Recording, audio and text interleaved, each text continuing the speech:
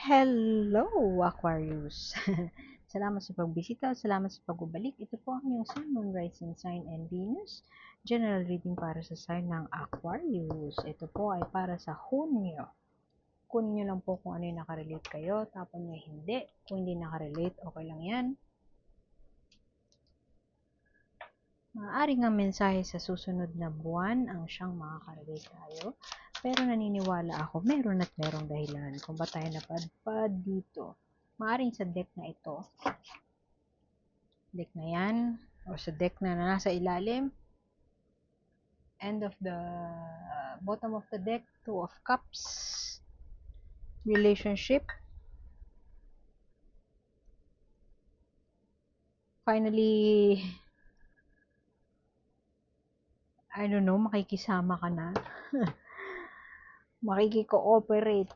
Hindi ko alam kung ang before niyan ay meron kayong pinag-awayan na hindi kayo magkasundo. Pero sa ngayon, in the road towards recovery o in the road towards pakikisama. Hindi ko alam kung iba sa inyo nag-counseling, Aquarius. Strength, ano nangyari? May na-delay, may hindi nangyari.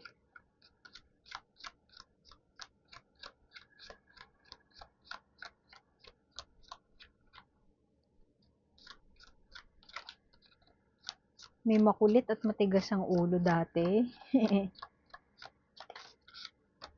Kaya dahil doon may hindi na isa katuparan. Sa past yun pero maaaring moving forward, you are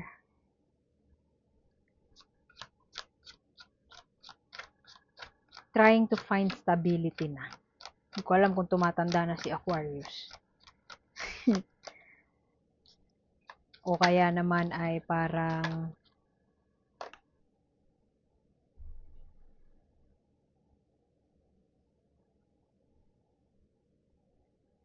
nagmamature, kumbaga.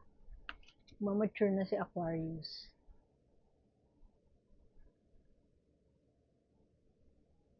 Nakikisama, nakikooperate. Ganda ng mga cards mo Pwede din naman na yung iba sa inyo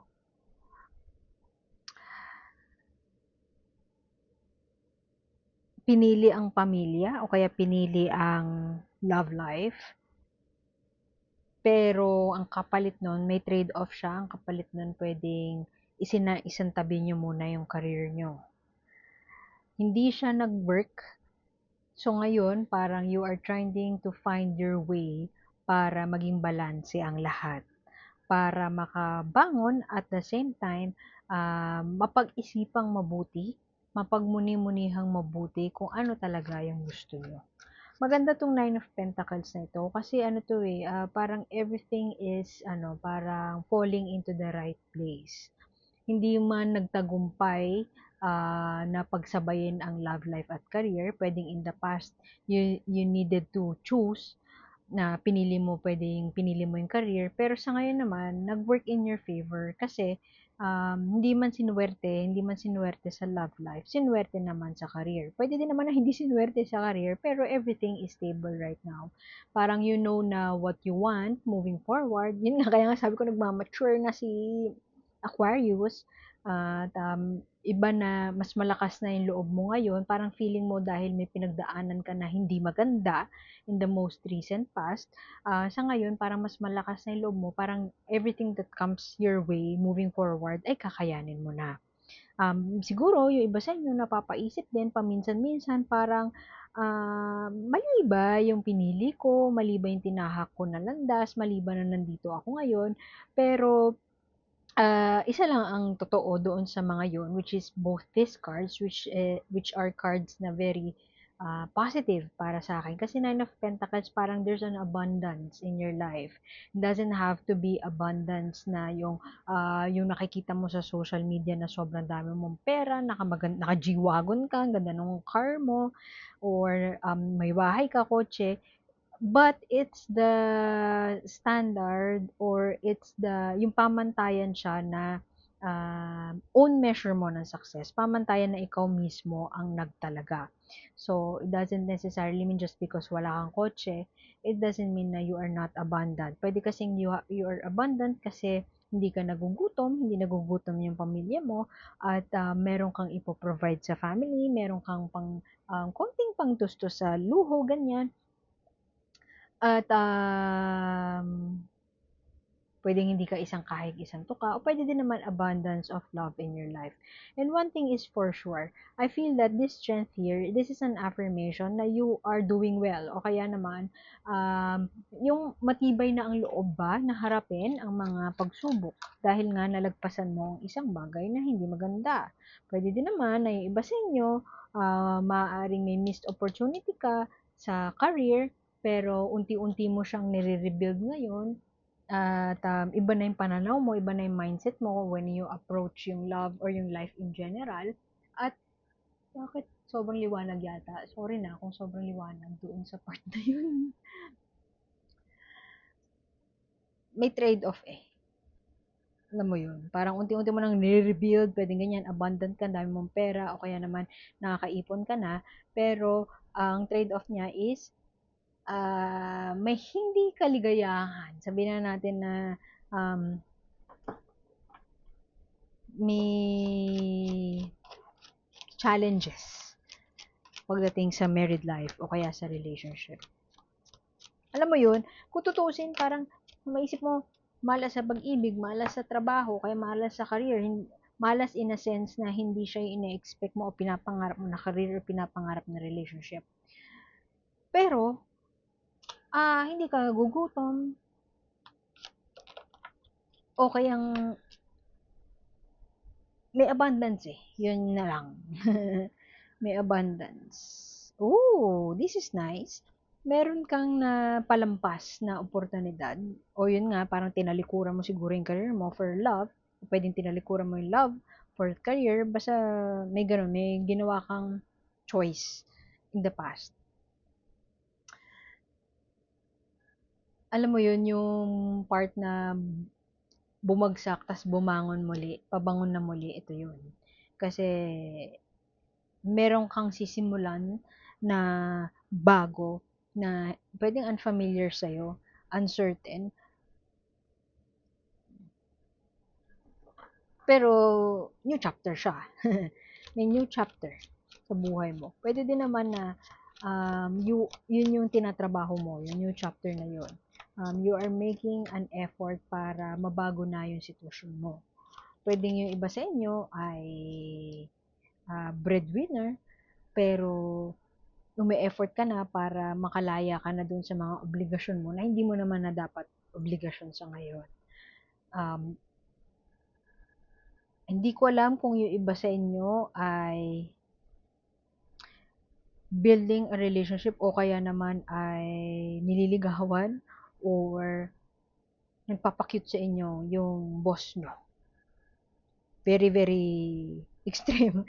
Pwedeng walang makarelate din eh, pero pwedeng may iba na ganun nga ang sitwasyon. This is an energy of a highly creative person. Very charming. Very passionate. And siguro, ang bonding mo dito sa tao na to, parang nag-evolve siya from napansin niya siguro dati na meron kang pinagdadaanan at naging source of inspiration mo siya. Gawin na lang natin ganon. Naging instrumental siya para makatayo ka sa sarili mong paa. O kaya naman naging instrumental siya para ma-inspire ka na hindi pasanin ng daigdig sa bahay. Hindi pasanin ang mga hindi maging maluho, yung mas maging responsible pagdating sa pera. O kaya naman ay para magkaroon ng vision at do everything in your power para gawin yung pangarap mo na yun, para sundan yung pangarap. Naging instrumental siya para makamit mo yung abundance na kanina ko pa sinasabi sa ngayon. Siguro itong reading na to, 80% career or finances or work related, na 20% relationships. Kasi I feel na yung Pisces Pisces, sorry. Baka Pisces yung karelasyon mo. Yung Aquarius na connect ko ngayon, um, the new chapter has nothing to do with a new love situation. Parang new chapter is more on parang self-improvement. Kasi meron ng unhappy na relationship in the most recent past.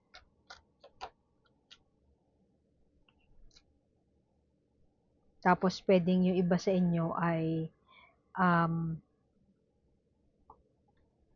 na-ghost or abandon or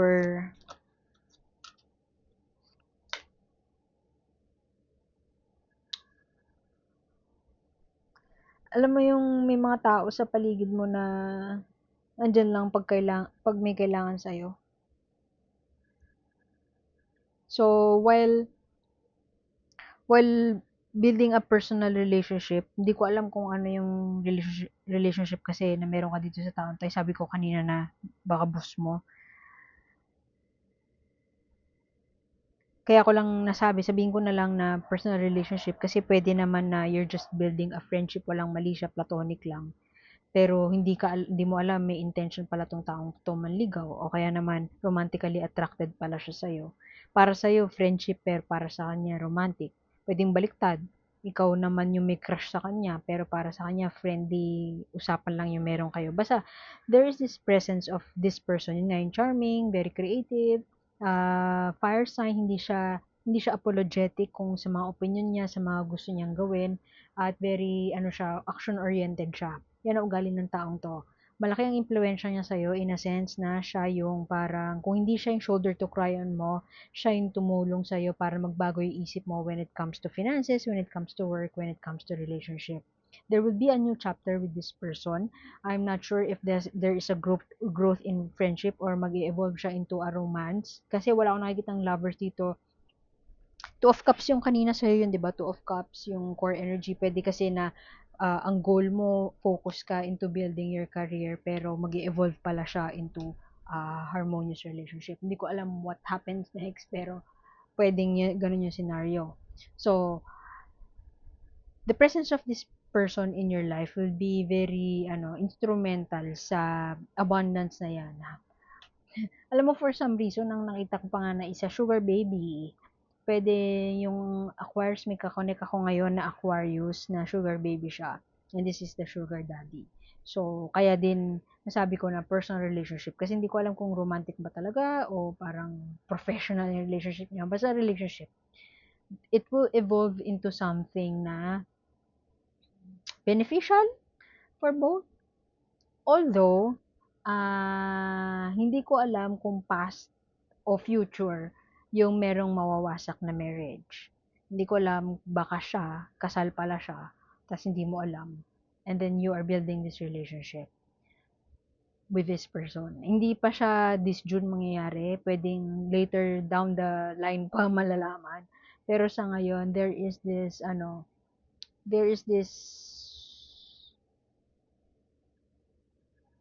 new chapter in your life and abundance in your life. And you will earn it eh. Pinaghirapan mo siya. Instrumental tong taong to, pero it's not like binigay niya sa'yo on a silver platter. Meron kang effort na gagawin. And pwedeng yung mga tao sa paligid mo, ginajudge ka, pero para sa'yo, I've earned this. I've been in an unhappy situation. Kaya ako nasasabi na may mawawasak na marriage, either sa'yo or sa side nito, kasi nasa dulo yung Four of Wands na reversed, which is an unhappy marriage. Tapos meron pang contract dito na hindi ka basta-basta makakaalis. Di ko alam kung masama ba ugali nito. Tapos parang pupwersahin ka na maging jowa niya. I don't know eh. Ikaw ang makakasagot nun. Pag-iisipan mo kung aanuin mo tong tao to, entertain mo pa. Kasi this is a codependent relationship. It is starting, kung wala pa to sa buhay mo ngayon, you will be in a certain relationship, hindi ko ma-identify, walang label eh, hindi ko alam kung anong label siya, or kung deserve ba niya talaga ma-label. You will grow into a partnership, or situationship, whatever, with this person. And somewhere down the line, it's gonna be, parang, meron siyang pros and cons. You will grow into this abundant, person, stronger than yesterday, kineme, pero meron siyang kapalit na hindi mo pa malalaman sa ngayon. And it might not be good. So, be on the lookout doon. Hindi pa siya, masyado siyang advanced for now kasi I don't think it's gonna happen this June. What's gonna happen this June is building. Yung building and yun nga yung road towards abundance. Parang later on pa mangyayari yung love situation. Basta may new chapter. May bagong kabanata sa buhay ni Aquarius. And being an air sign that you are, parang may pagka-go with the flow. Go lang tayo ng go.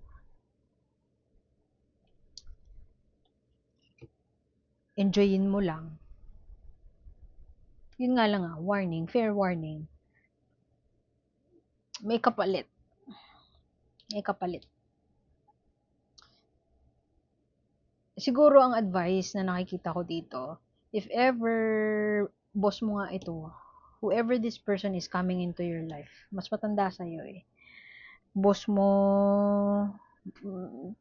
semi-pinagbabawal siya na relasyon. Pero technically, legit naman yung relasyon kasi sabihin na natin na hindi na sila nagsasama nung asawa niya, o kaya naman ay yun nga, pwedeng sugar daddy mo siya, pera-pera muna ang labanan, bibigyan, susustentuhan ka niya hanggang dun lang. Yung ganun, walang, no strings attached. So technically, legit siya.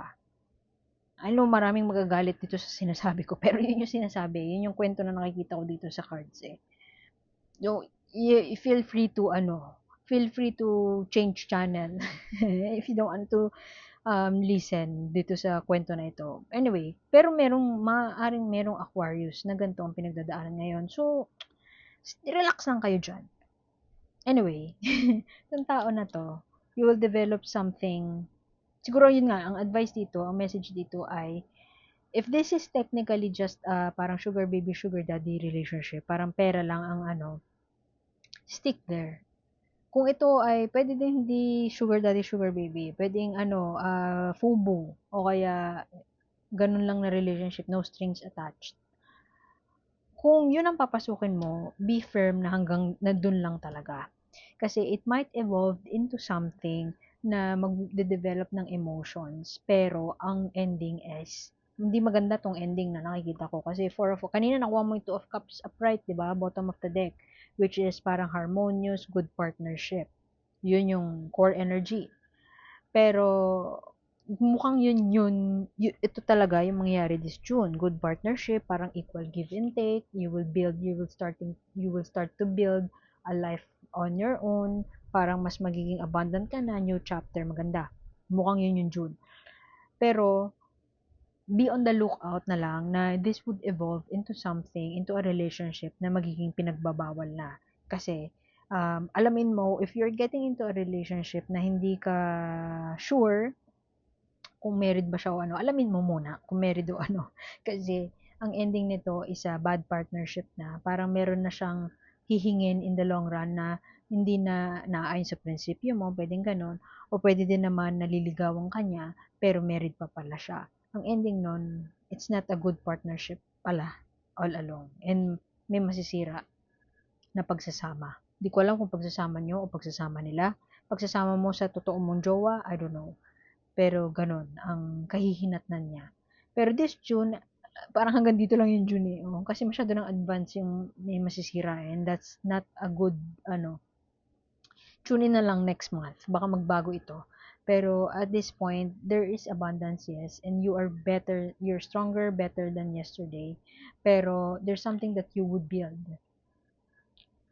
Pero it might evolve so quickly into something na may ghosting na, may contract na parang hindi ito, this is not what I signed up for, parang bakit biglang may feelings na pumasok, tas ang ending pa ay lack of harmony, disunity, ganyan, away, break up.